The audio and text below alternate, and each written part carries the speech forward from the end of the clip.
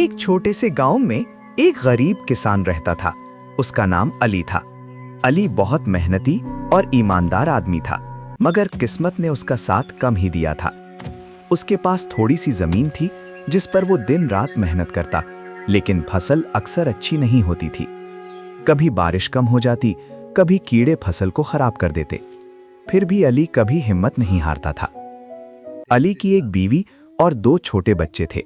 वो सब बहुत सादा जिंदगी गुजारते थे। अली सुबह सूरज निकलने से पहले खेत में चला जाता और शाम तक मेहनत करता रहता।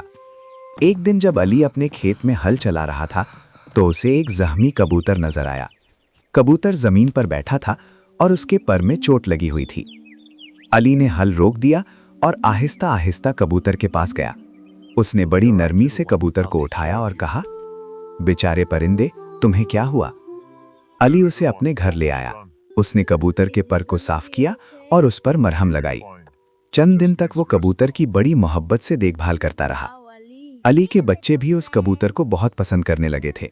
वो उसे दाना देते और उसके साथ खेलते थे। कुछ दिनों बाद कबूतर का जख्म ठीक हो गया। अब वो दोबारा उड़ सकता था। एक सुबह कबूतर घर के दरवाजे पर बैठा अली को देख रहा था। अली ने मुस्कुराकर कहा, अब तुम ठीक हो गए हो, जाओ आजाद होकर आसमान में उड़ो। कबूतर ने जैसे अली की बात समझ ली, वो आसमान में उड़ा, मगर कुछ देर बाद वापस आकर अली के कंधे पर बैठ गया। ऐसा लगता था जैसे वो अली का शुक्रिया अदा कर रहा हो। उस दिन के बाद वो कबूतर अक्सर अली के घर आने लगा। वो रोज कहीं ना कहीं से दाना लेकर आता और अली के आंगन में डाल देता। अली और उसके बच्चे हैरान होते थे कि ये कबूतर इतना दाना कहाँ से लाता है। एक दिन कबूतर अली को इशारा करने लगा, जैसे वो उसे कहीं ले जाना चाहता हो। अली उसके पीछे चलने लगा। कबूतर उसे गांव के बाहर एक पुराने दरख्त के पास ले गया। दरख्त के नीचे जमीन में एक छोटा सा सुराख था। कबूतर उस सुराख के पास बैठ गया और जमीन को चोंच मारने लगा। अली ने सोचा, शायद यहाँ कुछ खास है। उसने बेलचा लाया और वहां खुदाई शुरू की। थोड़ी देर बाद उसे एक मिट्टी का पुराना घड़ा मिला। जब अली ने घड़ा खोला तो वो हैरान रह गया। उसके अंदर चमकते हुए सोने के सिक्के थे। अली की आंखों में खुशी के आंसू आ गए। अली ने आसमान की तरफ देखकर कहा, या अल्लाह, ये तेरी कितनी बड़ी मेहरबानी है। उसने कबूतर को देखा जो दरख्त की शाख पर बैठा था। अली समझ गया कि ये सब इसी दाना कबूतर की वजह से हुआ है। अली ने उन सिक्कों को अपने पास रखा, मगर वो लालची नहीं बना। उसने सबसे पहले अपने खेत को बेहतर बनाया। उसने अच्छे बीज खरीदे और पानी का बंदोबस्त किया। अगले मौसम में उसकी फसल बहुत अच्छी हुई। अली ने अपने गांव के गरीब लोगों की भी मदद करना शुरू कर दी। वो किसी भूखे को खाना देता और किसी जरूरतमंद को कपड़े। गांव वाले उसकी बहुत इज्जत करने लगे। लेकिन गांव में एक लालची आदमी भी रहता था जिसका नाम करीम था।